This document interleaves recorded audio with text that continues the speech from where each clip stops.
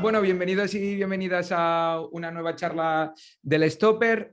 Últimamente nos estamos acercando al fútbol. En las últimas dos charlas con Guillem Balaguer y con Axel Torres, el nexo o el eje ha sido un poco la literatura. Hoy vamos a tener también literatura, pero también acercándonos o entrando de lleno en el mundo del fútbol femenino. Y para ello estoy muy contento de que haya aceptado la invitación. Tenemos a Andrea Menéndez Falla, ya redactora jefa de la web futboleras.es, autora de esta novela llamada 13, publicada por Planeta, y una de las, y no lo digo porque esté aquí, es porque es así, una de las voces más expertas y más seguidas en cuanto a fútbol femenino se refiere en Twitter. Así que, oye, Andrea, muchas gracias por aceptar la invitación y bienvenida. Nada, muchas gracias. Un hueco al fútbol femenino en tu canal. Le decía a Andrea antes que, bueno, la idea de la charla, porque esto lo cerramos igual hace 2 o 3 semanas, era hacer una fotografía del fútbol femenino, hablar también un poco del libro, pero ha saltado ahora, desde ayer la noticia de Carlos Santiso, que entraremos luego en eso. Así que, Andrea, creo que va a ser la primera charla que grabo y que publico en el mismo día. Así que aprovecharemos para... Bueno, ¿cómo estás? Imagino que ahora vienes de hacer también otra entrevista, aparte de tu ajetro habitual. Supongo que estos días entre unas cosas y otras, aún más.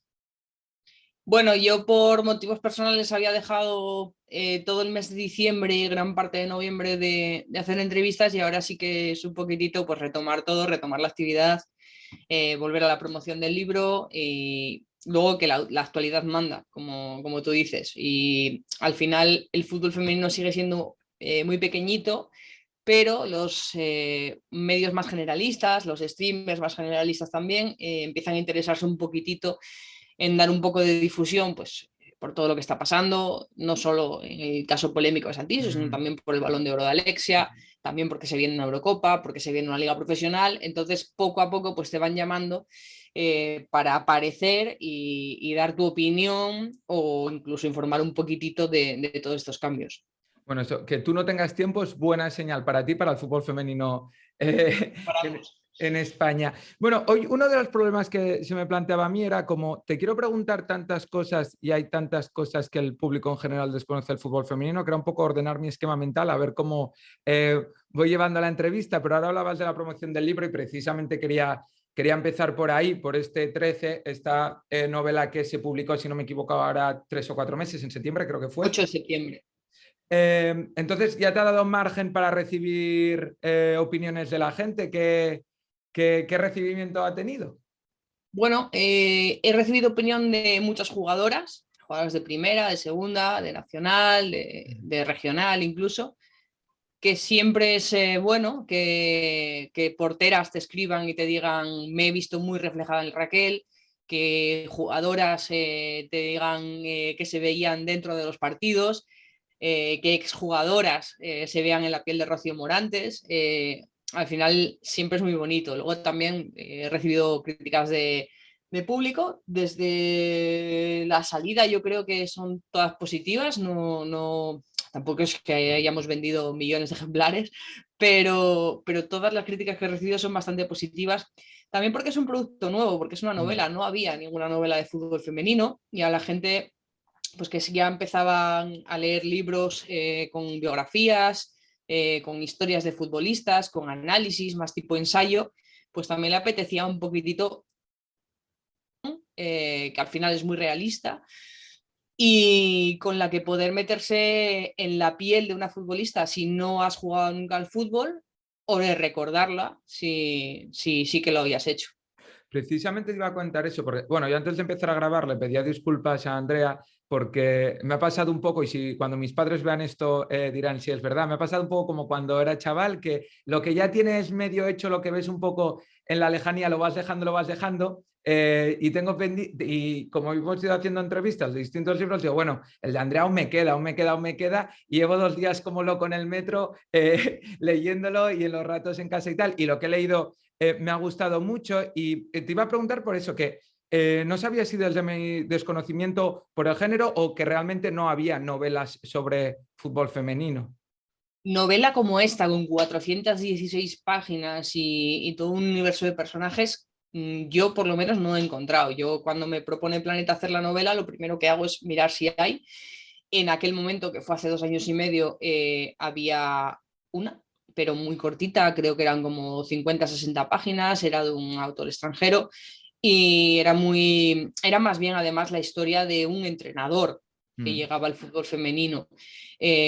Nada comparable a la historia de una jugadora. Sí que después, en estos 2 años que hemos esperado para sacar la novela, por todo el tema COVID y demás, se sacó otra, pero también muy pequeñita, de unas 100 páginas. Creo que un producto de 416, con todo el trabajo que lleva detrás, ya no solo por mi parte, el trabajo editorial, el trabajo de matices, de cambiar cosillas de la historia, que pues me decían, mira, creemos que este personaje pasa con Raquel.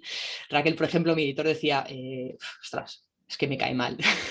Y no nos puede pasar que nos caiga mal una personaje principal. Entonces, tener que perfilar muy bien ese personaje para que sea mucho más redondo, para que el público conecte mejor con ella. Creo que tan trabajada, creo que no hay. No es porque sea mía, sino porque creo que tanto la editorial como yo hemos querido sacar un producto que fuera muy bueno, porque creemos que puede ser el primero, pero no el último, no solo por mí.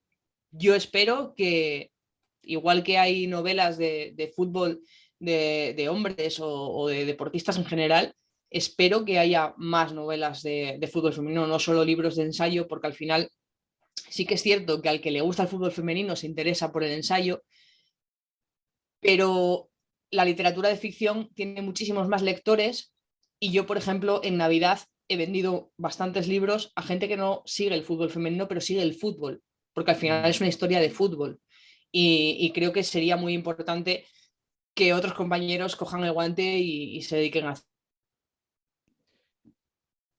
Vale, te había perdido. Y decías que y otros compañeros que recogen. No, te había perdido un momento. Decías, te había perdido Sí. en y que otros Que otros compañeros que compañeros recojan recojan... el guante y se dediquen a hacerlo, decías, ¿verdad? Exacto. Al hilo de esto y del proceso, ahora hablabas de cómo pulisteis también los personajes y tal. Al hilo de esto, ¿tú tenías muy claro en el proceso previo a escribir el libro que querías poner temas sobre la mesa como puede ser el bullying, también la falta de referentes femeninos? Es decir, no solo una novela, una historia que te plantea un universo, bueno, a partir de experiencias reales, pero un universo ficticio, sino que plantea muchos temas que son muy importantes ahora darles la vuelta y trabajar en eso. Eso era una cosa que tenías clarísima que querías hacer. Mira, te voy a enseñar cómo trabajo yo. Vale, perfecto. Y esto es exclusiva. Esto es absolutamente exclusiva. Un segundo, ¿eh? Esta es la novela en la que estoy trabajando ahora, ¿vale? O sea, no vamos a hacerle mucho caso, pero como tampoco entendéis mi letra, no pasa nada. Yo generalmente trabajo con una plantilla, saco todos los temas que quiero tocar en ella y voy dividiéndola en los capítulos que quiero tocar. Vale. El bullying para mí era el primer tema a tocar en la novela. De hecho, ya sale en el capítulo 1. Sí. Sí que creía que había que tocarlo para poder entenderlo desde fuera. La protagonista tenía que verlo desde fuera. No lo podía vivir porque si no iba a ser una experiencia demasiado personal. Por eso, en la novela el bullying lo sufre una niña de la que no sabemos nada desde el principio de la novela hasta prácticamente el final. No conocemos esa historia porque al final para Raquel tiene que ir descubriéndola ella poco a poco también. Y para mí era fundamental el bullying. Y luego yo tenía muy claro que quería hacer un recorrido por las cosas más importantes del fútbol femenino. Sale el convenio, sale cómo se funda un club a partir de una absorción. Y esto lo escribo antes del Real Madrid, pero porque ya conozco cómo funciona, porque es una cosa que ha pasado más veces, no solo con el Real Madrid. Sale la lucha de las jugadoras, sale ese convertirse en referentes, que lo estamos viendo ahora, que ahora ya vemos que las jugadoras son referentes para una nueva generación, pero era algo que hace 3 años se estaba empezando a florecer. Sale esa profesionalización de las jugadoras, de pasar de simplemente jugar a fútbol a ser jugadoras de fútbol, a ser profesionales de esto. Yo tenía muy claro que todos esos temas los tenía estructurados. Y esa misma pizarra, porque siempre es esa misma pizarra la tenía delante, lo tenía todo apuntado, tenía hasta las formaciones de los partidos apuntadas en la pizarra y trabajaba a partir de ella. Yo sabía que había temas que sí o sí tenían que salir en un libro de fútbol femenino, como por ejemplo pues el machismo. Pero como Raquel es una niña de nueva generación, digamos, es una niña que ya no está sufriendo el machismo encarnizado que sufrían hace 10, 15 años, tenía claro que lo tenía que sufrir otro personaje para que ella aprendiera de los errores del pasado y apreciara el cambio que hay ahora. Raquel juega en un equipo mixto con otros niños y juegan en igualdad de condiciones con ellos. Pero eso no le ha pasado a todas las jugadoras. Raquel ha tenido muchísima suerte y tiene que apreciar el cambio cuando habla con otras compañeras. Le dicen, no, pues a mí esto no me pasaba, a mí sí me apartaban del equipo, a mí no me dejaban jugar, a mí no me daban minutos, porque se los daban a unos niños y a mí no me los daban. Raquel tiene que vivir toda esa experiencia, pero desde su punto de vista, que ha sido bastante afortunado, pues porque al final es una niña de 19 años que empieza a disfrutar del fútbol ahora que está cambiando. Leyendo lo que he leído tu libro y ahora escuchándote, a mí siempre me da la sensación, o llevo mucho tiempo pensando, que el fútbol femenino tiene una responsabilidad muy grande, y lo digo como una cosa muy positiva, porque ya no solo en cuanto a la igualdad de la mujer y el hombre, reivindicada desde el deporte, creo que también ha abrazado, aunque no quiera, también indirectamente muchas otras causas como visibilizar la homosexualidad, que lo han hecho 1000 jugadoras, pero de una forma natural, no ya casi ni reivindicativo, sino mostrándose ellas como son, que en el fútbol masculino eso no se ve. Entonces, que también saques o pongas en la mesa temas como el bullying es para ti, no sé si tú lo ves también así como una muestra más que dentro del fútbol femenino, fuera ya solo del balón, también puede ser muy útil para estas nuevas generaciones, a las que no he dicho además, porque es una novela catalogada como juvenil, para que a las nuevas generaciones les ayude a, bueno, a mejorar un mundo que nosotros ya más o menos somos de la misma edad, tú y yo no tuvimos hace 20 años. Yo, para mí, el deporte es un vehículo de cambio, el deporte en general. Lo que pasa es que el fútbol masculino vive en una burbuja en la que ya esos valores se diluyen, siguen estando ahí, pero se diluyen porque a ellos no les afecta. Solo les vemos mojarse cuando hay cosas que les afectan a sus compañeros, como por ejemplo el racismo. Pero en el tema de la homofobia, que todavía es un tema muy, muy de armario cerrado en el fútbol masculino, vimos que hace poco, creo que 2, 3 meses, un jugador de la Premier da una exclusiva sin decir quién es, reconociendo que es gay y reconociendo que si él dijera su nombre, dejaría de jugar a fútbol, porque la hinchada se le tiraría encima, los patrocinadores, hay un miedo que ahora ya no pasa porque las marcas se están acercando bastante a la comunidad LGTB, pero los patrocinadores pueden irse, los compañeros de vestuario te pueden dar la espalda y al final ese miedo hace que los jugadores que son homosexuales, que los hay, no salgan del armario. En el fútbol femenino, como no está dentro de esa burbuja, como son chavalas que han crecido juntas, que se conocen desde jóvenes, que saben que es un entorno seguro, sí que dan ese paso. Y luego está ese convertirse en referentes. Creo que ha hecho muy bien a todo el público que sigue el fútbol femenino que estos referentes den un paso adelante en pro de unos valores que son los valores deportivos al final, que son el respeto, la tolerancia, la solidaridad. Y mucha de la fuerza que tienen como referentes radica precisamente en no esconderse y en apoyarse en las demandas sociales. Antes hablábamos, por ejemplo, del caso de Santiso. Las jugadoras de primera división se apoyan entre ellas. Aunque las del Rayo no puedan hablar, por ejemplo, Irai Iturregui sale con una chapa en contra de la violencia sexual tras la rueda de prensa contra el Rayo. Precisamente porque no hace falta decir nada para deciros estoy aquí y os apoyo. Creo que es un ecosistema tan pequeño y formado por mujeres que dejamos toda la masculinidad tóxica lógicamente fuera, que al final esa solidaridad y esa sororidad es lo que nutre a este deporte. Y luego que la gente que está afuera, los aficionados, las niñas, los niños, sí que se ven representados pues, con más diversidad dentro del fútbol femenino que en el masculino.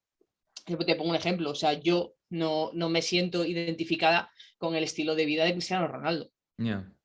Para nada, pero sí que me puedo sentir identificada con el estilo de vida de una jugadora del Villarreal que viva con su familia o que se haya ido de casa con 15, 16 años para jugar a fútbol y vive en un piso compartido o vive sola, pero que hace su vida con el equipo.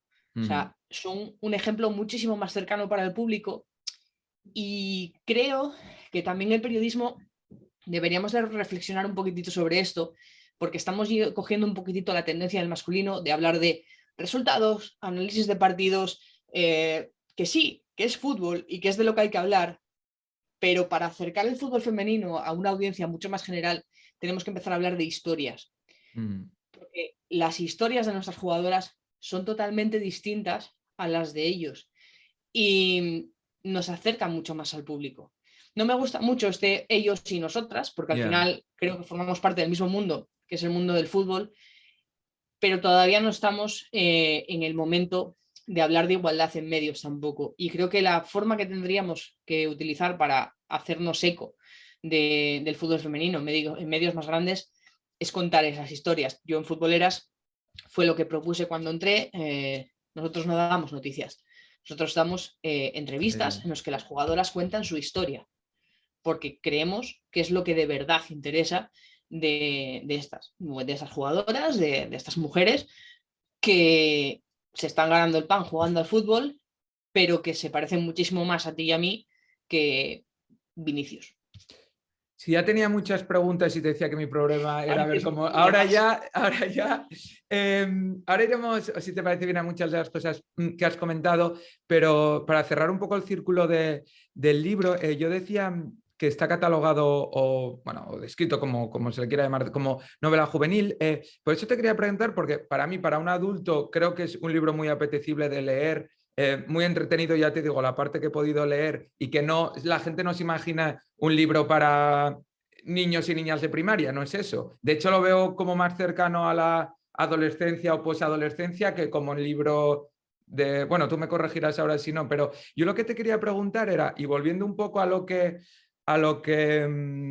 hablábamos del fútbol femenino como aspecto reivindicativo o de como resorte de empezar a mejorar ciertas cosas, ¿el libro está llegando a esa generación de gente de 16, 17, 18 años también, aparte de a gente de nuestra edad? ¿Lo están leyendo o en institutos o en bachillerato o en la universidad, sabes? Vale, la primera sorprendida cuando se catalogó el libro para mayores de 13 fui yo. A mayores de Porque, 13 está catalogado. Ah, no, pensaba que era en plan... Es que yo tampoco creo sé que muy bien cómo va lo de las edades. Pensaba juvenil no, y entendía como mayores de 15, 13 16. y yo cuando lo escribo pensando en un público de 21. O sea, yo toco temas que sí, que influyen mucho en un preadolescente o un adolescente, como el tema del bullying que comentábamos antes, pero toco temas como la muerte, toco temas como la sexualidad, que creo que son para un público un poquitito más adulto, Sí, sobre todo pues, sí, estoy de el acuerdo, amor. sí. Yo he querido hacer una novela muy profunda, como te digo, y que toque muchas cosas, aunque sean de forma tangencial, pero que las toque porque las hay que tocar. Y sobre todo cuando me dijeron público juvenil, pero yo juvenil lo enfocaba entre 16, 17, 21, 22. Sinceramente, he recibido mejores críticas de adultos que de chavales. Y creo que es por esto, porque hay muchos temas en los que los chavales pues, se pueden aburrir o no les pueden interesar ahora. Probablemente este libro, si lo revisionan dentro de 10 años, van a tener una idea muy distinta de este libro. No te digo que se hayan aburrido del libro, no te digo que no les haya gustado, pero sí que hay temas en los que a lo mejor no han entrado lo suficientemente a fondo como entro yo con las reflexiones que entro en el libro. Sobre todo, ya tengo en el tema de la muerte y en el tema de la sexualidad, creo que lo hemos abordado bien, creo que lo he abordado bien y creo que que a ese público de 15-16 le puede interesar mucho, porque al final Raquel tiene 19 años y al final lo que vamos a contar es la historia de Raquel entre los 6 años y los 19. Y todos esos cambios que sufre un adolescente, y sobre todo cuando hablamos de cambios de tipo ya no solo familiar, sino de amistades, de abrir su círculo, de romper su zona de confort y de descubrir cómo es, cómo siente, qué le pasa por la cabeza, las dudas, los miedos. Creo que un adolescente se puede sentir identificado en ciertas partes por él, pero que quizá no acabe de comprender bien todo el trasfondo del libro hasta Sí. dentro de unos años. Sí, sí, estoy de acuerdo. Luego, no sé cuál era la otra pregunta. No, luego te pregunto. Sí, tenía constancia que está en universidades, colegios y demás. Sí. Sé que en colegios lo tienen. Sé que el libro está en colegios, universidades ya no lo sé, no creo. Sé que está en bibliotecas y que está en la zona juvenil, en bibliotecas. En la Comunidad de Madrid está un montón de bibliotecas y cada vez están más bibliotecas de España. Y sé que se mueve. Sé que se mueve bastante por el público juvenil. Y sí que me interesa mucho que esté en colegios por el tema del bullying. Claro, Pero por bueno, eso te decía, sí. como te decía, quizá sean edades demasiado tempranas para entender bien el libro. Yo sigo diciendo que me parece un buen libro para darle a tu hijo, a tu sobrino, a tu primo pequeño, bueno, pequeño, preadolescente, para que se interese por el fútbol, porque al final trata mucho de fútbol, no solo de fútbol femenino, y para que se interese pues un poquitito también en cuestiones sociales que creo que tienen que empezar los pequeños a estar bastante formados en ella, como el tema del bullying. Pues gente, no sé si mucha o poca que luego vea la entrevista, todo el mundo a comprar 13.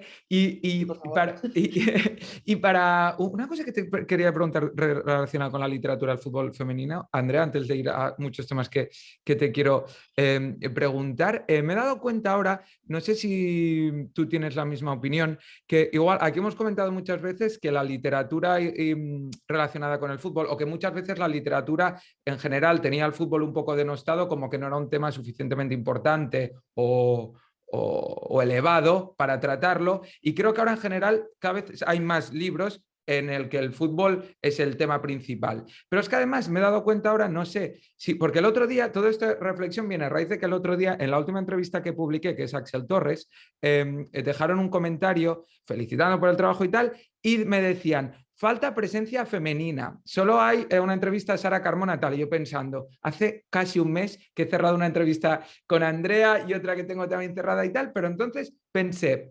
realmente, si llevamos 27 charlas publicadas, como la mayoría son a través de libros que van saliendo. La excusa también es comentar el libro y poder promocionar los libros que van saliendo porque tampoco hay tantos espacios para hacerlo. Yo lo que veo es que me cuesta más encontrar autoras, o sea, Danae Boronat ha sacado uno, Natalia Arroyo, que lo tengo por ahí, el de Dones de Fútbol, también ahora hace nada, hoy ha salido otro, de Maika, que he visto que tú que lo retuiteabas, de hecho también, está el tuyo. Sí, lo tengo ahí porque no sabía que me había llegado y porque me pilló en Valladolid y llegó y hoy mi sobrino me dijo, tienes aquí un paquete. Y yo, bien, el libro de Maika. Pues hoy me había llegado un mensaje de un amigo de mi primo, de tío, ha salido también este libro, mira, otra posible entrevista tal. No, a lo que iba con esta reflexión un poco es que cada vez parece que hay más autoras que escriban sobre fútbol, pero también es una cosa que creo que está yendo de la mano de este cambio o de este impulso que está teniendo el fútbol femenino. No sé si tú también lo ves así. A ver, hay una brecha muy importante, igual que la hay en el periodismo, igual que la hay en muchos aspectos de la sociedad en el que las mujeres no hemos estado representadas. Esto se está rompiendo y en mi caso, por ejemplo, pues ayuda a tener la cuenta que tengo y también pues que yo cuando empiezo a tener muchos seguidores, yo ya hablo con Planeta, yo ya mando un manuscrito y a Planeta le gustaba cómo escribía en aquel momento. El manuscrito que yo les envié no les interesaba nada y ahora que el fútbol femenino crece es cuando ellos me proponen, oye, controlas de fútbol femenino, estás todo el día hablando de fútbol femenino, sabemos que escribes bien, probamos a hacer un libro. Creo que al resto de compañeras les ha pasado bastante igual. En el caso de Danae está claro que Danae es una mujer muy bien posicionada dentro del mundo periodístico y le proponen hacer un libro de fútbol femenino pues porque tiene un posicionamiento alto. En el caso de Maika es una periodista con mucha experiencia y que conoce el fútbol femenino. Y también Mamen Hidalgo es otra escritora, o sea, otra periodista, que también ha escrito un libro sobre fútbol femenino. Y yo creo que el primero que lo escribió fue Menayo, aquí en España, David Menayo. Y al final nosotros somos un nicho muy pequeño, tenemos un nicho muy pequeño de mercado. Creo que dentro de ese nicho hay más mujeres que hombres. Entonces, lo más lógico será que pues, todo lo que se publique, o prácticamente todo, quitando honrosas excepciones, como el caso de David, será de mujeres. Luego, dentro del fútbol masculino, creo que es todavía un mercado muy cerrado para nosotras. A eso Mucho. voy. Mi pregunta es, desde el desconocimiento total del mundo editorial, sin estar dentro ni nada, mi pregunta es, ¿hay pocas autoras interesadas en el fútbol o se prefiere publicar libros de hombres sobre fútbol que escritos por mujeres? Hay pocas mujeres a las que se les dé voz hablando de fútbol masculino. Te hablo de que creo que eran una de cada 7 noticias están publicadas por mujeres. Yeah. O sea, al final es un mundo muy, muy pequeño, o sea, muy grande, en el que la representación femenina es muy pequeña.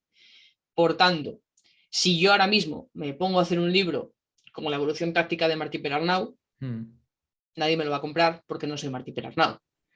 Lo primero porque no soy él. Pero luego, aparte, si lo escribo yo siendo hombre, tampoco me lo va a comprar nadie. Ya. Pero yo si ahora mismo me pongo a hacer un libro sobre táctica, no me lo va a comprar nadie, porque nadie me va a leer a mí. Porque la audiencia del fútbol masculino sigue siendo muy masculina y muy cerrada en cuanto a este tipo de pensamiento. Que si tú le das a una Morena Beltrán, por ejemplo, que te analiza táctica y técnicamente a todo Sudamérica de una manera brutal, pero en especial el fútbol argentino, no hay nadie que te lo explique como ella. Yo creo que a Morena Beltrán, con esa trayectoria que tiene y con el espacio televisivo que tiene, en el que ya ha tenido que demostrar, porque esa es otra, una mujer tiene que demostrar muchísimo más para hacerse un hueco, en el que, o sea, Morena, después de toda esa trayectoria demostrando cosas, escribe un libro sobre la evolución táctica, volviendo al mismo ejemplo del fútbol argentino. Yo creo que Morena sí se la compraría. Ahora, lo escribo yo, que no me conoce nadie, y por muchísimos conocimientos que tenga, no me van a comprar un libro. Y al final, una editorial lo que busca es vender. Dentro del fútbol femenino es más fácil que una mujer venda porque tenemos más mercado dentro de ese pequeño nicho, porque al final, yo es que no te sabría dar un porcentaje, pero es que creo que superamos ampliamente el porcentaje de hombres periodistas que se dedican al fútbol femenino. Entonces, tenemos más lectores, tenemos más audiencia y tenemos más voz dentro de este pequeño nicho. Entonces sí que hay más autoras que, pues aprovechando esa repercusión, escriben un libro, lo publican, lo editan, lo que sea, y ese libro se compra más o se compra menos, pero se compra sea mujer o sea hombre. En el caso de Menayo, lo mismo. Creo que el ejemplo perfecto es ese. Menayo puede escribir un libro sobre fútbol femenino y que se venda, pero yo si escribo un libro de fútbol masculino no lo voy a vender. Sandra, que me quería quitar hoy de encima rápido, pero que se tiene que comentar sí o sí, porque yo quería hablar, mi idea cuando te pedí la entrevista era hablar de otras cosas, pero al final lo que hablamos al principio, ¿no? De que la actualidad también condiciona un poco cualquier charla. Para el que no lo sepa o no haya escuchado las noticias o no lo haya leído, Carlos Santiso, nuevo entrenador del Rayo Vallecano, que es colista de hecho de la primera Iberdrola, firma como nuevo entrenador y se hacen público unos audios, si no me equivoco, de hace 4 años, en el que, es que no sé cómo llamarlo, yo diría directamente que hace apología de la violación. Así para situarlo muy rápido, para situar a la gente, y desde el club no se le destituye, de hecho creo que hoy hay partido de liga en el que juega el Rayo. Grupos de peñas ya han pedido evidentemente el cese, bueno, y por otro lado también se ha prohibido hablar a las jugadoras. ¿Cómo está esto ahora, Andrea? Que no sé a qué hora publicar hoy la entrevista, lo que me dé tiempo tal, pero a las 6 menos 10 de la tarde, ¿cómo está esto? ¿Qué va a pasar con esto? Esto está en el comité ético de la federación, donde se tomará una medida con el asunto. A ver, el audio se filtra hace 2 meses y ese audio, quienes tenemos acceso a él hace 2 meses, No podemos decir que es Carlos Santiso porque no se dice en ningún momento que sea Carlos Santiso, pero todos lo sabíamos. Nosotros montamos un poco de jaleo en redes diciendo un exentrenador de Primera de Iberdrola ha dicho esto. Y la Federación Madrileña le hace dimitir. Si en ese momento tanto la Federación Madrileña como Carlos Santiso dan un paso adelante, sobre todo en el caso de Carlos Santiso, da un paso adelante y dice, me he equivocado, esta ha sido una tremenda cagada, lo siento muchísimo, nos hubiéramos ahorrado muchos disgustos después, muchos disgustos que hemos tenido aficionados, de medios, jugadoras y por supuesto su familia, que será quien más esté sufriendo con todo este asunto. Creo que haber hecho la táctica del avestruz en ese momento fue un error muy grande y no solo por parte de él, sino también por parte de la Federación Madrileña, porque que el comité el comité disciplinario de la Federación esté reunido en estos momentos para ver si inhabilita a este señor, si lo hace temporalmente, si no lo hace, si lo hace permanentemente, porque incumple el código ético de la Federación, punto 26, en el que se habla precisamente de la violencia verbal y la violencia sexual. O sea, incumple un punto del código ético, tiene que tener una sanción.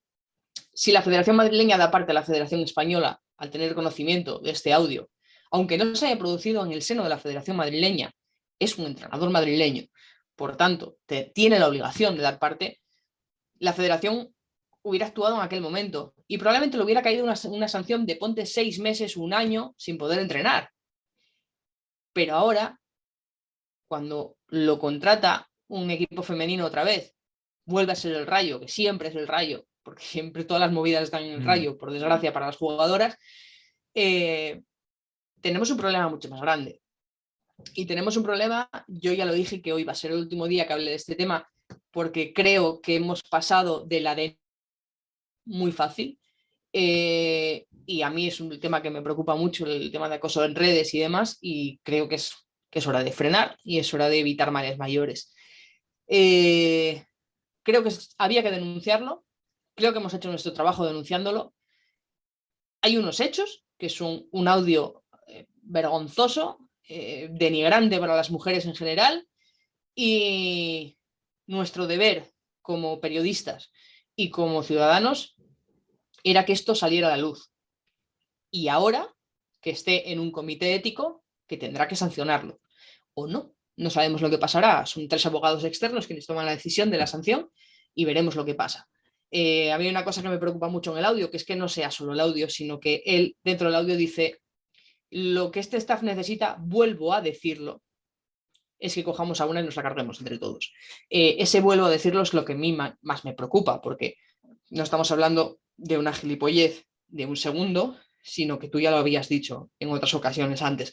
Entonces, a mí eso me preocupa en especial y creo que tiene que haber una medida. Yo no quiero cuestionar la profesionalidad de Santiso. Él en su comunicado alude a que él lleva 15 años entrenando y que es muy profesional. Yo no digo que no seas profesional, digo que si tienes ese tipo de actitudes, tienes que ser sancionado por ellas. No considero que Carlos Santiso sea un peligro para las jugadoras, pero tampoco lo sé. Porque si tenemos ese tipo de actitudes y tú en varias ocasiones has sugerido realizar una violación grupal, a mí me chirría. A mí me chirría mucho ese audio y me preocupa ese audio. Y creo que nos podríamos haber ahorrado muchos quebraderos de cabeza a todos si hace 2 meses hubieran tomado medidas. Sus disculpas. Yo no sé si esas disculpas son sinceras, porque no sé si vienen dadas por la situación o si a través de la situación se da cuenta de la gravedad. No sé si verdaderamente se arrepiente. A la vez que pide disculpas, lo que está pidiendo en realidad es que se frene el ruido mediático. Y lo entiendo, porque la situación, tanto para él como para su familia, debe de ser devastadora. Ver a toda la opinión pública en tu contra, salir tu cara en todos los medios nacionales, ya no solo de fútbol femenino, porque hace 2 meses esto lo hablábamos los 4 periodistas de fútbol femenino y ahora mismo está en el Washington Post. Es un problema, se ha formado un problema que se podría haber evitado hace 2 meses. No sé de quién es la culpa, si de la federación o suya, de la Federación Madrileña o suya, pero creo sinceramente que lo podríamos haber evitado dando la cara y pidiendo perdón, algo que no se hizo. Es lo que dices tú, que para mí también es clave, que no es cuestión de linchar a nadie y es intentar, bueno, porque el audio, lo cojas, yo no he escuchado el audio, he leído la transcripción, lo cojas por donde lo cojas, es que no, es injustificable, pero a mí hay una cosa que se me escapa y además decías tú, todo pasa en el Rayo lleva tiempo que es un desastre cómo están gestionando el equipo femenino, sin médico en los partidos incluso, bueno, un desastre. Entonces, Santiso ya ha cometido ese error. Lo que no entiendo es que el club no le destituya. Es decir, no es cuestión de linchar a nadie, pero ¿por qué no? Yo creo que hay dos cosas. Y es que no podemos olvidarnos que hay 3 partidos esta semana. Y entiendo también que él coge el equipo el viernes, teniendo partido el domingo, y hoy tiene partido otra vez, y el fin de semana que viene tiene partido otra vez. Son 3 partidos seguidos. Yo no sé si Carlos Santiso, precisamente por esa profesionalidad a la que él alude en el comunicado, dice, me como el marrón, me aguanto esta semana aquí y no dimito, porque también dejaría al equipo sin entrenador. Claro, pero es que Sin incluso... entrenador en 3 partidos. O sea, es una situación muy complicada también deportivamente. Y luego también te digo que no creo que Martín Presa le recoja la dimisión, porque Martín Presa le ha respaldado, ha dicho que una cosa es la vida personal y otra la profesional, cosa que no entiendo, y sobre todo en este caso no la entiendo, pero Martín Presa ha dicho que está perdonado, y él mismo en el comunicado dice que él se habría hundido si el Rayo no lo hubiese perdonado y que a él le está sujetando en esta situación que el Rayo le perdona y le comprende. Ya no solo hablamos de Martín Presa, hablamos también del comunicado ambiguo de las jugadoras ayer con AFE, por tanto, dentro de ese vestuario también tiene apoyos. Es un entrenador que ha estado allí 2 años y al que conocen y que seguramente pues, será amigo de algunas o simplemente que les ha gustado como entrenador y que creen que pueden salvar la temporada con él y le respaldan y le perdonan. No estamos allí, no sabemos cuál es la situación, pero desde luego parece que la apuesta del Rayo es firme por Carlos Santiso, pase lo que pase. Ahora, si no hay una resolución del comité ético en el que tenga una sanción. Claro, pero es que no es cuestión creo, de perdonar o no, es de hecho, lo que no se me acaba, lo que se me escapa un poco es que incluso para él, para evitar esta exposición tan grande, que se continúe hablando del tema, que seguir como entrenador del Rayo es mantener el foco de atención ahí, mantener el foco en el propio club, en el propio Presa, en el propio entrenador, poner en A una... Presa le da igual. Ya. Yo, sinceramente, es que yo creo que esa Presa le da absolutamente igual el Rayo femenino. Yo, de verdad, no creo que Presa supiera quién es Carlos Santiso hasta ayer. Sinceramente, o sea, la falta de interés de Presa en la sección femenina del Rayo Vallecano es absoluta. Él, si pudiera desaparecerla, la desaparecería. O sea, cuando le piden un médico, él de verdad piensa un equipo profesional, que estamos hablando de una liga profesional, no tiene por qué tener un médico. Porque es que el infantil no lo tiene, pero es que es profesional. O sea, a Presa le da absolutamente igual. A Presa les ha mandado para cenar sándwiches de pavo, diciendo que su nutricionista decía que era muy buena cena después de un partido. A Presa le dan igual. Para él no son futbolistas, son unas chavalas a las que él les ha comprado una pelota para que jueguen. Y que no sabe sus nombres y que no tiene absolutamente ningún tipo de interés en ellas. Por tanto, ahora que está viendo que tiene un problema, que se le ha ido de madre y que la gente de verdad en los medios de comunicación se están haciendo eco de una situación que está afectando a un club o un equipo de su propio club, probablemente se empiece a interesar. Pero que le va a durar 2 días. Lo que le dure el marrón. Si Carlos Santiso sigue allí, el marrón se le va a alargar porque la afición lo va a intentar alargar, pero es que su propia afición le da igual. Entonces, como a él le da igual todo, él simplemente tiene su equipo masculino que va muy bien en liga, creo, no sé, porque yo de fútbol masculino entiendo un poquito, pero me parece que el Rayo este año va bien, ¿no? Sí. Entonces, él tiene eso. Yo he tenido amigos en el Rayo Vallecano masculino que me contaban cosas que este hombre hacía y decía que no eran normales. Pero sinceramente, o sea, a Presa le da absolutamente igual su afición, su equipo femenino y todo lo que no le aporte billetes constantes todas las semanas. Y eso solo se lo aporta al masculino, del primer equipo masculino. Y Por Andrea, porque tanto, evidentemente te quería preguntar por este tema, porque es lo que decíamos, que bueno, vosotros, tú has dicho que lo sabéis desde hace un par de meses, no, pero que se ha hecho de dominio público en las últimas horas. Ahora, ya para cerrarlo, ¿tú crees que si esta situación se perpetúa, si Santiso continúa como entrenador del Rayo Vallecano, puede ser, ahora ya fuera de personalizarlo en Santiso, que alguien que ha hecho o ha dicho esto siga como entrenador de un equipo de la Primera Iberdrola? ¿Crees que perjudica a la propia liga en el sentido de que se siga hablando más de esto que de otras cosas relacionadas con el fútbol? nuestra liga es que viene perjudicada de base. Nuestra liga es todo movidas por todas partes. Son movidas de Rubiales contra los clubes, de los clubes contra Rubiales, el CSD, las televisiones. Nuestra liga es todo movidas por todas partes. La imagen que damos en el exterior, y me hace mucha gracia cuando, me hacía gracia cuando lo utilizaban y ahora ya empieza a molestar mucho, que lo utilizan mucho sobre todo en Inglaterra, es que somos una liga de granjeras. No O había sea, escuchado eso. sí, nos llaman liga de granjeras los ingleses. Y al principio decía, oye, pero es que luego vas viéndolo y es que somos un circo. Pero somos un circo a nivel institucional. Ya, ya, ya.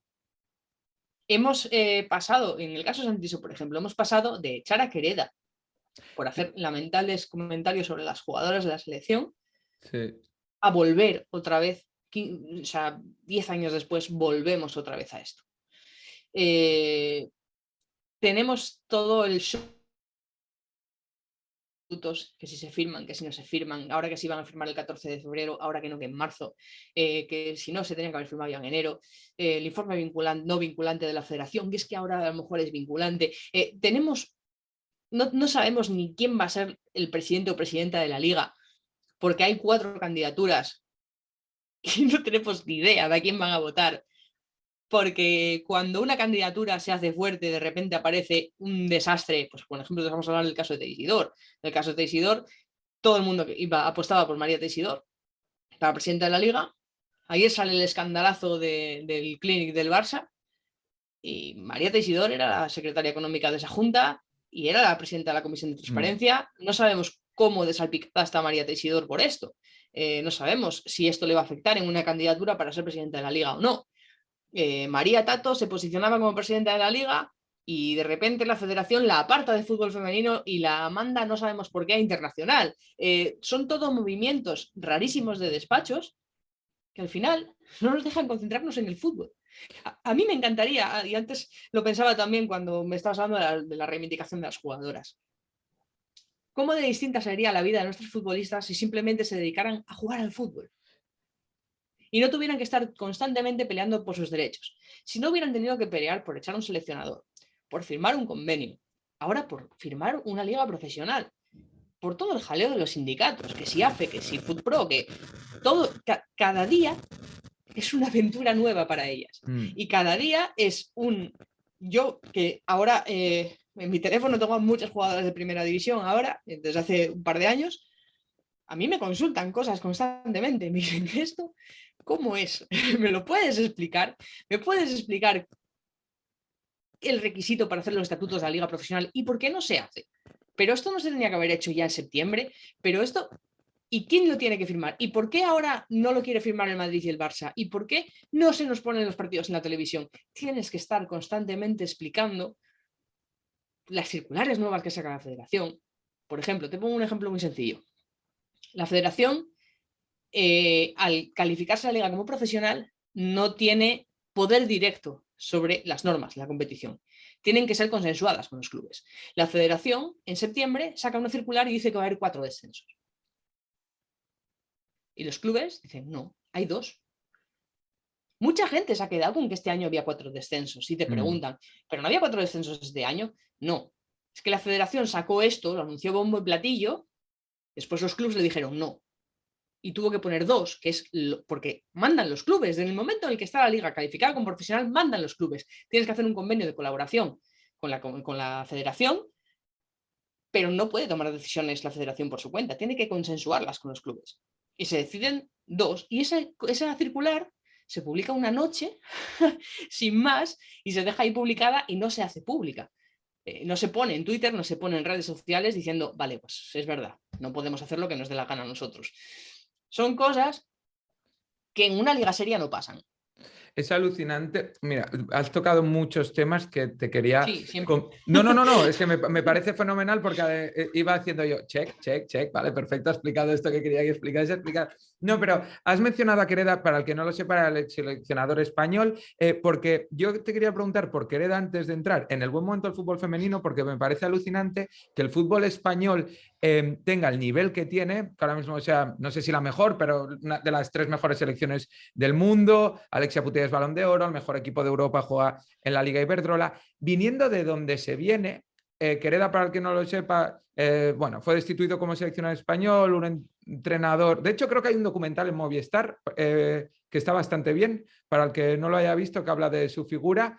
Bueno, preparaba pocos los partidos, incluso para mundiales la preparación era realmente mala, ¿verdad, Andrea? Incluso para campeonatos importantes y tal. Nacho Quereda es una época oscura del fútbol femenino en España, que viene muy ligada a la época Villar. Al final no podemos olvidar que a Nacho Quereda lo pone Villar, y es que Villar llegó a sentarse en un banquillo los acusados por el maltrato al fútbol femenino, por no querer emitir los partidos y demás, y no querer darle promoción. La salida de Nacho Quereda es en 2016, cuando en 2015 ya hay una circular de la FIFA que obliga a las federaciones miembros a impulsar el fútbol femenino. Todas tienen conciencia en todo momento de que el trato que Nacho les da no se ajusta con un trato profesional. Ellas en Canadá van al Mundial y las obliga a hacer el ridículo, digamos, porque iban sin preparar. Y luego, aparte, nombrabas el documental este de Movistar, la imagen de Vicky Losada llorando en el banquillo porque la está insultando. Es brutal. Era un maltratador psicológico, hablando claro. No sé si nadie se ha atrevido a decir estas 2 palabras relacionadas con su nombre, pero Nacho Quereda era un maltratador psicológico. Si analizamos a Nacho Quereda sabiendo todo lo que sabemos de psicología deportiva ahora mismo, no cabe otro nombre. No podemos olvidar tampoco que después de Nacho Quereda tenemos a Jorge Vilda, que también está ahí puesto a dedo. O sea, al final, tú para entrenar una selección tienes que hacer muchos méritos. Y aquí parece que se regala. Creo que, por ejemplo, Monse Tomé estaría muchísimo más capacitada, y esto ya es opinión, pero creo que Monse Tomé, por ejemplo, tendría que demostrar muchísimo más de lo que ha demostrado Jorge Vilda, que simplemente demostraba tener un título en la mano. Tenemos esa parcela institucional todavía muy en paños menores. Creo que deberíamos de cuidar muchísimo más todo el tema de las estructuras de los clubes, y de que ahora se están haciendo bien las cosas, pues creo que fue en tu charla, ¿no? La de Martí Perarnau, creo que fue tu charla la que dijo que siempre se pone el foco en las futbolistas, pero hemos tenido muchos entrenadores mediocres en el fútbol. Sí, es que... Lo dijo Martí Perarnau contigo, ¿no? Sí, y precisamente te quería decir, te iba a poner... Es que estoy totalmente de acuerdo con él en eso. O sea, te iba a poner ese ejemplo porque te quería preguntar, entonces, si venimos de la época esta de Quereda, de todo el problema de las televisiones que no se puede ver en Sports 3 aquí en Barcelona, los de la Champions y algunos, no sé si algunos de primera... Los de la Champions creo que los he podido ver todos en Sports 3. Sí. Bueno, se pueden ver muy pocos partidos. Vienes de la época esta de Quereda. Alexia Putellas, ahora que están todos... Y a pesar de todo eso hemos crecido. Y a pesar de eso, y de lo que comentaba Martí Perarnau, que él decía, que creo que ponía de ejemplo una conversación con Vero Boquete también, de que hablaban de los entrenadores que habían tenido ellas, y que él decía, Martí Perarnau, es que durante muchos años en el fútbol femenino se le daba al equipo al primero que pasaba por allá, hablando mal y pronto, pero vaya. Al primero que pasaba con un título. Eso es. Entonces, pero que es el caso del seleccionador actual. Y pese a todo eso, ¿por qué el fútbol español en cuanto a fútbol? Tú ves jugar, lo voy a centrar mucho en el Barça, pero porque el Barça es una burrada como juega, pero y muchas jugadoras, la mayoría del 11 son de la selección española. ¿Qué se ha hecho bien o quién es mérito? ¿De los clubes? ¿De ciertos entrenadores y entrenadoras? Los clubes han hecho Los clubes han hecho un gran esfuerzo por darles medios en la medida de lo posible a las jugadoras. También te digo, hablamos de un esfuerzo porque lo estamos comparando con el punto de partida que teníamos, que era paupérrimo. Han hecho un gran esfuerzo comparado con eso. No es un esfuerzo suficiente. Un esfuerzo suficiente es lo que ha hecho el Barça, que ha sido dotar sobre todo de staff técnico al equipo. Tienes jugadoras muy buenas, pero si no las tienes entrenadas no te sirve para nada. El Barça ha hecho un gran esfuerzo en este aspecto. El Athletic de Bilbao hace un gran Ellas esfuerzo en este entrenan aspecto. 2 veces, ¿no? Al día, Athletic de Bilbao y Barça. Ahora ya no, pero Ya no. estuvieron 2 años entrenando mañana y tarde. Pero da igual que entrenes mañana y tarde si te entrena el primo del utillero del juvenil B. Claro, o sea, da igual. O sea, el caso es que ellos tienen un staff técnico. Yo cuando voy a ver al Barça, me paso por el hotel y casi me encuentro más staff que jugadoras. O sea, hablamos, creo que son 10 personas en el staff técnico del Barça. Sí, mira, yo me acuerdo cuando ganaron la liga con Luis Cortés, que hubo vídeos de celebración. ¿Dónde la ganaron? ¿En qué campo? Que están en la piscina del hotel. No sé en qué campo acabaron ganando la... Sí, bueno, están en Canarias, sí. Y hay Habían imágenes jugado en el Canarias, están en Canarias, sí. hay imágenes en el hotel comiendo y tal, y pensé igual que tú, digo, ¿ves? Llevan un staff que llevaría, no sé si para Un los equipo mismos que masculino. eso es, no sé si para los mismos que el Barça masculino, pero los mismos que la Tienen, mayoría de equipos masculinos, seguro. ahora no sé si son 4 o 5 analistas. Es que el Barça juega muy bien, ¿vale? El Barça juega de memoria porque entrena de memoria. Pero es que luego el Barça conoce a sus rivales porque tiene 4 o 5 analistas que, aparte de que analizan todo su equipo, analizan a todos los rivales. O sea, si esfuerzo, todos los clubes que pueden hacerlo perfectamente, estaríamos hablando de una liga súper potente. Pero ese cambio se está dando en pequeñas dosis.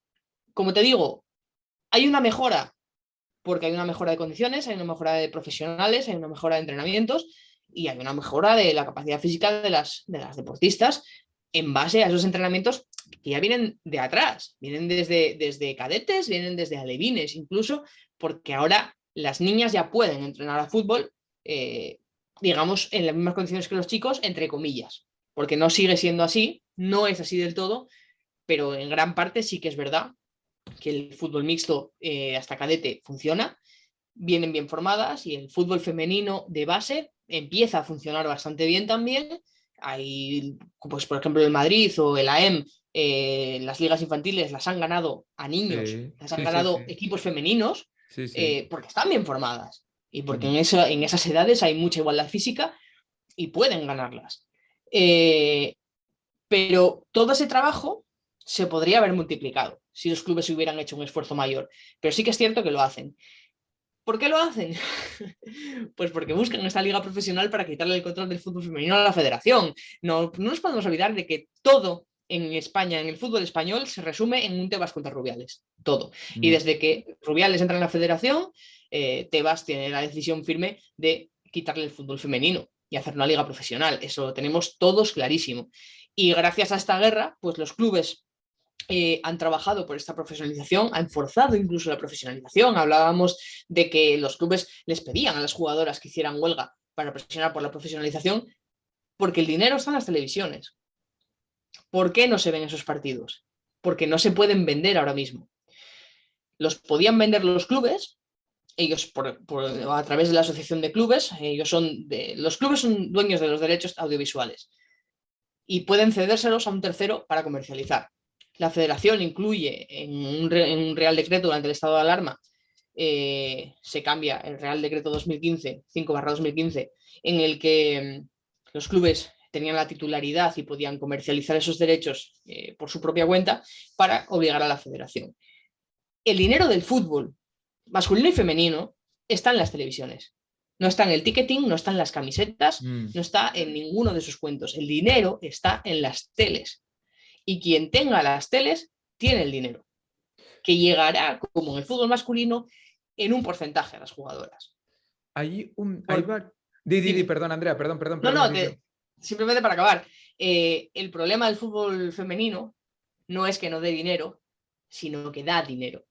Y que quien tiene el dinero no lo quiere soltar. La federación no lo quiere soltar y los clubes no se están muriendo de ganas de manejarlo ellos. Ese es el problema del fútbol. Demasiado dinero. Claro, y con todo esto que estás diciendo y varios indicativos, estoy exprimiendo mucho las charlas con Martí Perarnau aquí porque siempre acabo haciendo referencia a él en casi todas las entrevistas, pero él me decía que, por ejemplo, que era muy buena señal para el fútbol femenino en España que el Madrid empezase a pagar dinero por traspasos. Jugadoras. Porque significa que de verdad el Madrid se está poniendo en serio con esto y que el resto también tendrán que dar un paso adelante si quieren competir. Atlético de Bilbao, Real Sociedad, Atlético de Madrid, todos. Eso por un lado. Luego, tú estás diciendo que el problema del fútbol femenino es que sí que da dinero. Eso es problema, pero es una buena noticia. Es decir, que si se gestiona bien y llegan a un acuerdo, es una cosa muy rentable. Y luego, por otro lado, está el tema, yo por ejemplo, yo vivo en Barcelona, en TV3, en los informativos, a la hora de los deportes, es evidente que una cosa que antes no pasaba, que evidentemente dados de la mano de este Barça, que está trayendo a todo el mundo, el Camp Nou lleno para el partido contra el Madrid, pero aunque sea por eso, en las televisiones, en TV3 o en las radios de Cataluña, el Barça femenino no me he puesto a cronometrar cuánto tiempo tiene, no sé si tiene el mismo que el masculino o no, pero tiene una ventana que antes era impensable hace no mucho. Con todo esto, ¿tú crees que este cambio o esta ola que parece que está llegando se va a aprovechar? ¿O por todo el tema que explicas de las instituciones, de temas rubiales, te da miedo de que se deje pasar? No, este año es el año del cambio. Entre el Balón de Oro y la Eurocopa, que España es candidata a ganarla, y la Liga Profesional, este es el año del cambio. El momento es este. Y esa aparición en medios, al final, no hace más que recoger una demanda social de hablar de fútbol femenino porque empieza a interesar. Pasa lo mismo que cuando Fernando Alonso ganó un Mundial de Fórmula 1 por primera vez, empezaba a ganar carreras y yo, que soy de Asturias, aquí yo acabé bañándome en la Gavinona. Yo me acabé bañando en una fuente porque Fernando Alonso había ganado un Mundial en Interlagos. Sí. O sea, yo ahora mismo lo pienso, yo digo, a mí, ¿qué? Yo no tengo ni maldita idea de Fórmula 1, pero nos gusta ganar.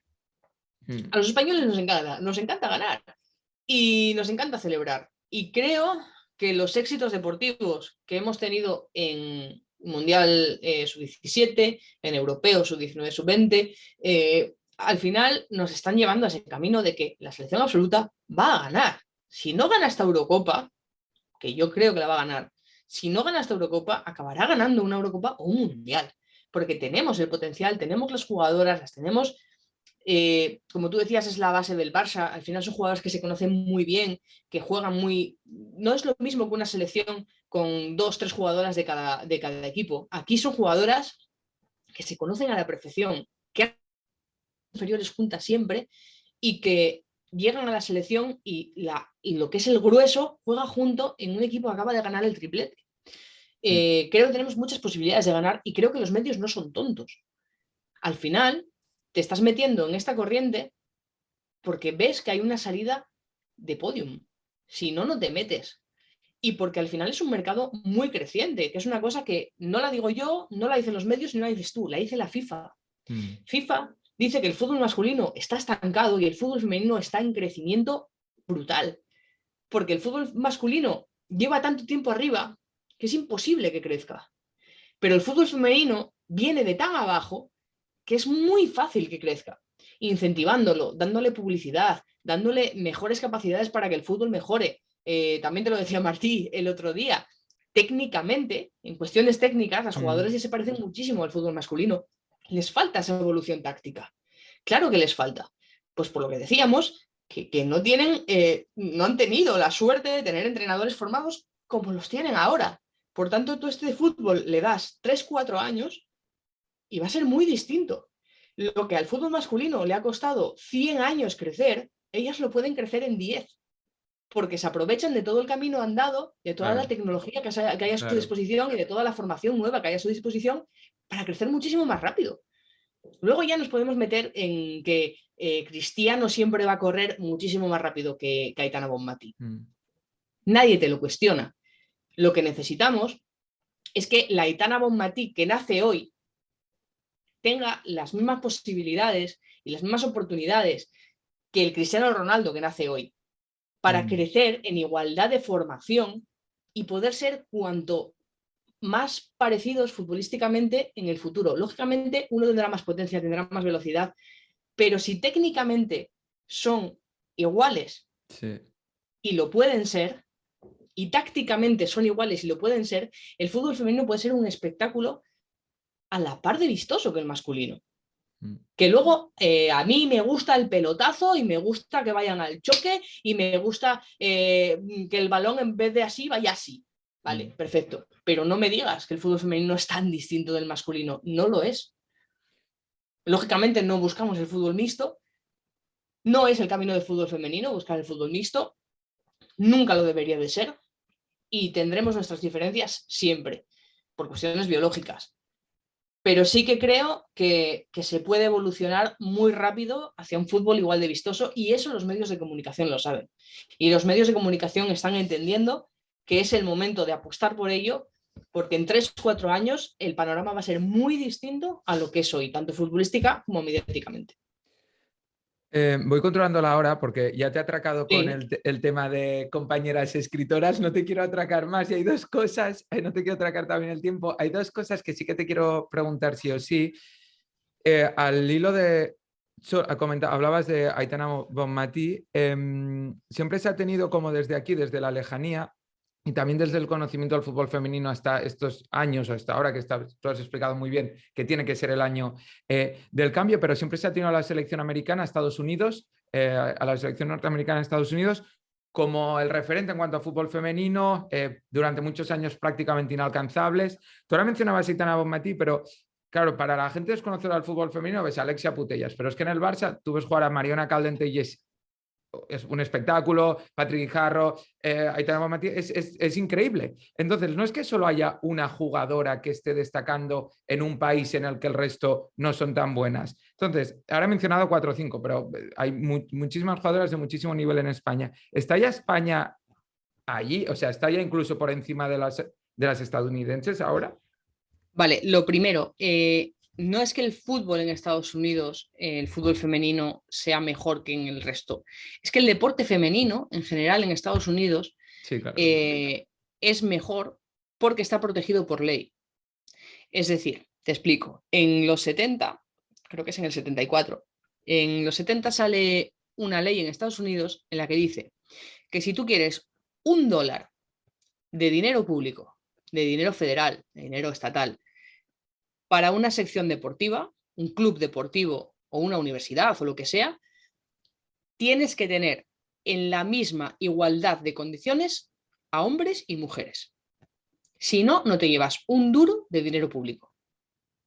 Por lo tanto, se ha fomentado el deporte femenino desde la base en las mismas condiciones que el masculino. No sabía eso. Y por eso también hay tanto fútbol, porque los hombres en Estados Unidos prefieren jugar al fútbol americano que al soccer, pero las mujeres pues prefieren jugar al soccer que al fútbol americano. Y las universidades, los institutos, etcétera, etcétera, invierten mucho en formación, pero da igual que sea de fútbol, de natación femenina, también invierten. Entonces, tenemos un desequilibrio enorme en lo que históricamente lleva Estados Unidos invirtiendo en deporte femenino con lo que llevamos el resto de países del mundo, ya no solo España, todos. Yo me acuerdo cuando el Mundial, creo que fue contra Tailandia, ¿no? Que ganaron 14-0. Sí, Tailandia fue. ¿Cuánto invierte Tailandia en fútbol femenino? El tema de Estados Unidos, Sí. que no es que sean superiores a nosotros, sino que es que son superiores a todo. Ese camino nosotros lo estamos recorriendo a base de talento. Nosotros tenemos jugadoras con muchísimo talento. Creo que ellas, no es que hayan llegado a un tope, sino es que han llegado a un momento también en el que tienen un cambio generacional, y ese cambio generacional les va a afectar un poquitito, porque al final las jugadoras cumplen años.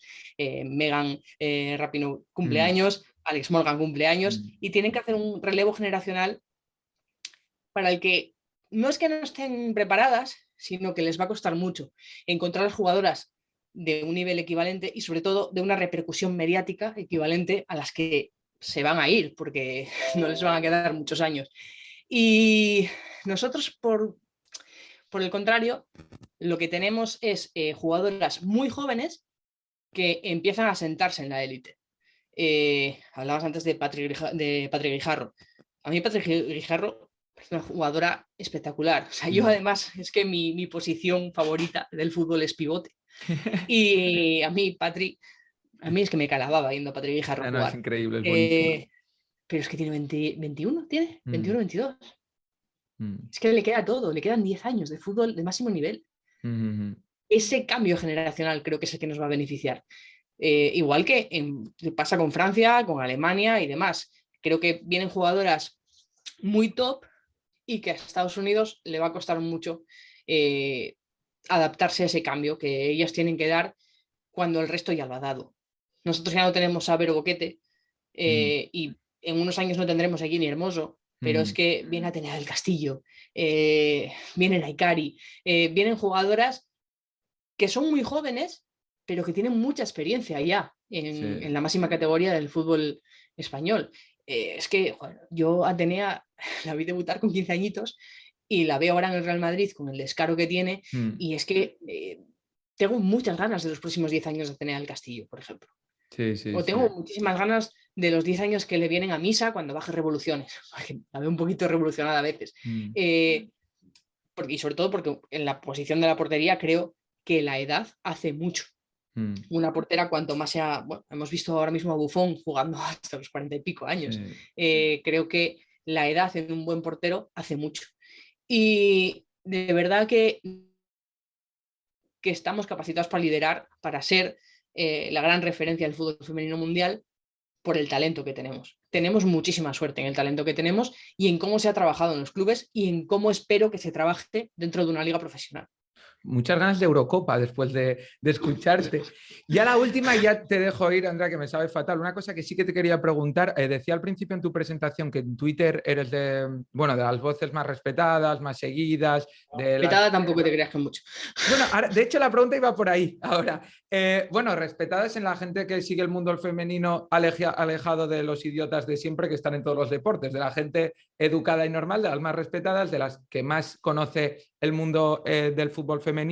Y te quería preguntar, precisamente por eso, el otro día Axel Torres me decía que él se ha tenido que alejar un poco de las redes porque cuando pasó a comentar ya partidos del Barça y del Madrid y tal, era una cosa ya que es insoportable. Bueno, no sé si utilizó, no quiero poner palabras en su boca, no sé si dijo insoportable, pero vaya, que no le gustaba el ambiente que se generaba en redes después de ciertos partidos. En el fútbol femenino, la gente que se acerca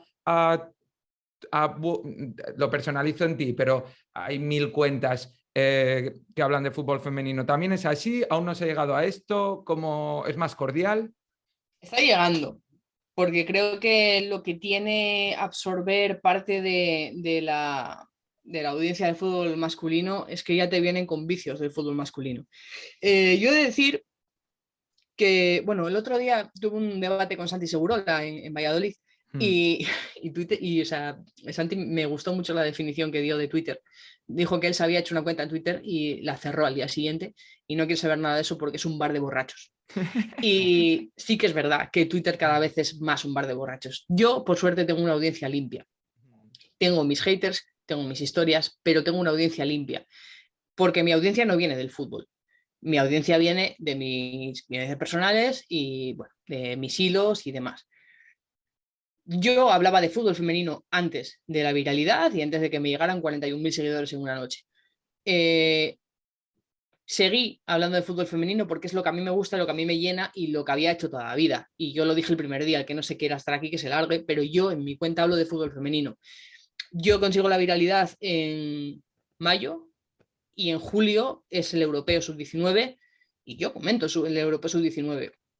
Yo he educado a mi audiencia, a 40.000, 50.000 seguidores, los he educado a respetar el fútbol femenino. Cuando me viene un hater de fútbol femenino, yo le azoto como si no hubiera mañana, porque considero que dentro de esa audiencia todavía hay gente que o no se interesa, o no se posiciona, o no le gusta. Y quiero destruir todo ese tipo de mitos que hay sobre el fútbol femenino, el que son muy malas, el que no interesa, el que no vende, el que no sé qué. Y luego, para los que llegaron de fútbol femenino, el otro día tuvimos una reunión y estábamos contabilizando el porcentaje y creo que era un 13%. Un 13% llegó después del hilo de... No, Era un 16%, llegó después del hilo sobre el convenio, ¿vale? Por tanto, yo considero que hay un 16% de mi audiencia que ha llegado exclusivamente por el fútbol femenino. Creo que, como te decía antes, resultados, hay muchas cuentas que los tienen. Análisis cada vez, y lo agradezco mucho, hay más cuentas que los tienen. Fandom, hay un montón de cuentas que llevan fandom. Yo podría ser fandom. Yo a veces soy fandom porque soy absolutamente fan de muchas jugadoras, como por ejemplo Maitane o Patria Guijarro, que te ponía el ejemplo antes, o Iris Arnaiz, o cuando jugaba al Depor, que yo vi al Depor nacer y luego lo vi triunfar en primera, yo les decía, sois mis mejores amigas, porque me encantaba verlas jugar y me encantaba la historia personal que había detrás de las jugadoras del Depor. Pero lo que hago yo es destripar la parte menos conocida, pero que más influye en el fútbol femenino, que es toda la parte de despacho.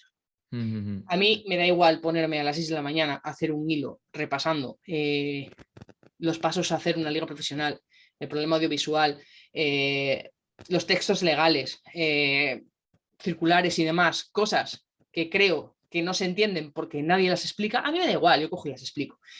Por tanto, a mí esos haters me pueden llegar, porque yo me acuerdo simplemente el día que dije, joder, pues me gustaría que Irene Paredes ganara la Champions con el PSG, y me cayó la de Dios. Vale, no estoy diciendo que no quiero que la gane el Barça. Yo tenía una información que era que Irene se iba a otro equipo. Entonces yo decía, joder, es que se va a retirar sin una Champions. Claro, luego se te va el Barça, y aparte yo lo decía, el Barça va a ganar 10.000 Champions más, porque es que yo, para mí, el Barça va a dominar el fútbol europeo en los próximos 10-15 años. Lo va a dominar. Y perderá algunas y no las perderá, pero va a dominar el fútbol europeo. Ya estábamos llamados a este cambio. Y cuando emito una opinión, o una opinión del Real Madrid, pues te vienen los haters del Real Madrid a la tercera. Creo que forma parte del fútbol, pero de la toxicidad del fútbol masculino, que al final llega aquí, al femenino también. Creo que el fútbol es un mundo muy visceral, muy pasional, y que todos, no me gustaría decir malinterpretamos, pero sí, malinterpretamos cuando vemos una opinión en contra de nuestro equipo. Yo soy del Oviedo. Creo que tengo aquí, sí, está ahí la camiseta. Yo soy del Oviedo. Yo dejé de opinar de fútbol masculino porque tenía muchos seguidores del Sporting, porque yo cubrí y todavía cubro algún partido del Sporting femenino. Yo cubrí 6 años la información del Sporting femenino, estaba todo el día en mareo, daba mucha información, tenía muchos seguidores del Sporting, pero claro, cuando opinaba sobre el Oviedo me venían encima. Entonces dejé de hablar de fútbol masculino precisamente por eso. Dejar de hablar de fútbol femenino, porque si das una opinión, los fandom te atacan. Y es por eso, por esa visceralidad del fútbol, y ese que nos consideramos parte del equipo y nos consideramos dentro del escudo del club, y nos sentimos atacados si atacan a lo nuestro. Yo, si alguien pone algo en contra del Oviedo, a mí me molesta. Ya no insulto, pero me molesta. Y entiendo también que si yo digo me gustaría que ganara la Champions Irene Paredes, los aficionados del Barça entiendan, no quiere que gane la Champions el Barça. Yo vi el partido de la final con mi sobrina, que es del Barça cerrada. Yo tengo amigas en el Barça y yo la celebré como la que más. De hecho, creo que... No lloré. Iba a decirte, creo que lloré, pero no lloré. pero sí me emocioné, sí que me gustó que el Barça la ganara. Igual que me emocioné cuando supe que le iban a dar un balón de oro a Alexia Putellas. Claro que te emocionas, es que son jugadoras que has visto crecer. ¿Cómo no te vas a emocionar? ¿Cómo no te va a gustar que un equipo español esté en lo más alto? Pero también siento mucho apego por Irene y me hubiera gustado en ese momento aquello, y por eso lo dije, sin más. O sea, para mí era una opinión sin más, que bueno, al final es lo que tiene opinar de fútbol. Por eso creo que mi línea editorial va más marcada en hechos, y aún así te vienen haters que son pro federación a tocarte las narices y a mentir, cuando yo simplemente te estoy destripando la realidad de los problemas y cómo son. Si no te gustan, a quien le tienes que pedir que los cambie no es a mí por contarlos. Te iba a decir que también creo que se me entienda bien que me estés diciendo que estas cosas pasan también cuando el fútbol femenino es el tema, es hasta una buena señal, porque cuando se acerca muchísima gente a algo, siempre hay voces de este tipo. Es decir, si esto estuviese pasando, si el fútbol femenino estuviese pasando como de puntillas por la actualidad o por nuestra sociedad actual, no habría tantos haters, yo creo, como estás comentando. Creo que todavía tenemos más haters del no interesa, esto no le interesa a nadie, Vale. son malísimas. Creo Vale, que todavía vale, tenemos vale, más vale. haters de esos que dentro del mundillo chocando por cuestiones Vale. futbolísticas. Creo que es difícil, pero todavía tenemos más. Pero es que al final, de verdad, que la definición que Santi Segurola dio el otro día es perfecta. Twitter es un bar de Sí, me ha borrachos. gustado, me ha gustado. O sea, es que es así. Yo ahora mismo puedo, si quieres hacemos un experimento, dime lo que te dé la gana, pongo una frase en Twitter y dentro de 10 minutos voy a tener a alguien protestando por lo que sea. O sea, yo monto siempre el debate de la tortilla con cebolla, sin cebolla. Cada vez que yo voy a comer y subo un pincho de tortilla, se monta el debate de que si está hecha, muy poco hecha. Al final, Twitter es para discutir. Twitter está pensado para hablar, pero no sabemos comportarnos y acabamos discutiendo. Entonces, creo que el fútbol, que es un sitio que se presta mucho a ese debate, a esa discusión, a ese enfrentamiento y a ese encarnizamiento, tanto femenino como masculino, acaba siendo eso. Pues Andrea, ya con esto cerramos, que ahora sí que me sabe mal. Siempre pido, antes de acabar la entrevista, una recomendación literaria, cinematográfica o musical. No tiene por qué estar relacionada con fútbol. Lo que tú quieras, que dejaremos en redes. Por esto de cuando no sabes qué disco escuchar o qué libro leerte o qué peli ver o serie, lo que tú quieras. También puede estar relacionado con fútbol, ¿eh? Mira, serie, acabo de ver ahora mismo que ha vuelto, o sea, que está la nueva temporada de Ozark. Y ya ¿Vale? está, porque me encanta. O sea, Ozark seguro. Vale, otra recomendación. Disco, el último que me he escuchado así nuevo que no había escuchado es el de Adele. ¿Vale? Y en libros ya me pillas, porque libros este año, por motivos personales, he leído muy poquitito, pero bueno, el Bueno, último que he leído es el de Ángel Martín, el de Por si las voces vuelven, ah, sí, que lo tengo sí. pendiente, sí. Estuve en su podcast el otro día, además, Ah, y hostia. me interesa mucho el tema, sí, y el podcast estuvo genial, Ángel es un tío increíble, y nos salió un muy buen podcast. Y, y ese libro me encantó, o sea, me encantó. Pero es que luego hay un libro, pero esto ya es densísimo, que es el anterior que leí, que es Arde este libro de Fernando Marías, que es un viaje emocional durísimo. Yo me lo leí en una mañana, empecé llorando y acabé llorando. O sea, un viaje emocional durísimo. Es que Pues, este libro, este año, entre que me tuve que leer 6 veces mi propia novela y que tuve problemas familiares, no pude leer casi nada. Pero bueno, no, no, ya está, quedan ahí mi cuatro. novela también la podéis leer, que yo me la he leído 6 veces este año y está bien. Me ha robado el cierre, porque iba a decir, si no sirven estas recomendaciones, 13 de Andrea Menéndez Falla y publicado por Planeta. Oye, Andrea, ha sido un lujo tenerte aquí. Muchas gracias por, bueno, además te ha atracado bastante tiempo, así que muchísimas gracias por este rato. Espero que, bueno, que se produzca este cambio del que dices que es el año y que el proyecto de futboleras y todos los proyectos en los que estés inmerso e inmersa y el libro de 13, pues que también tengan mucho éxito. Pues muchísimas gracias y gracias por la invitación. Colgaré algún fragmentillo yo también en redes para darle un poquitito de visibilidad.